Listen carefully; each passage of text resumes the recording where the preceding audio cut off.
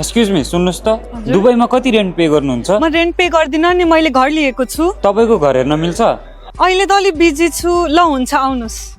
यो रहेको छ मेरो 1 बेडरुम अपार्टमेन्ट, जहाँ चाहिँ यो रहेको छ मेरो किचन र अगाडि चाहिँ यो रहेको छ गेस्टको वासरुम र यता आएपछि छ मेरो डाइनिङ एरिया र यो लिभिङ एरिया र लिभिङ रुमबाट तपाईँले भ्यू पनि पाउन सक्नुहुन्छ। अहिले हेरौँला। त्यसपछि चाहिँ छ यता आएर मेरो वकिङ क्लोजेट, त्यसपछि यो मास्टर बेडरुम, त्यहाँ अट्याच वासरुम पनि रहेको छ। तपाईँले पाउन सक्नुहुन्छ मेरो बेडरुमबाट भ्यू पनि। र अगाडि गएर बाल्कनीको भ्यू चेक गरौँ।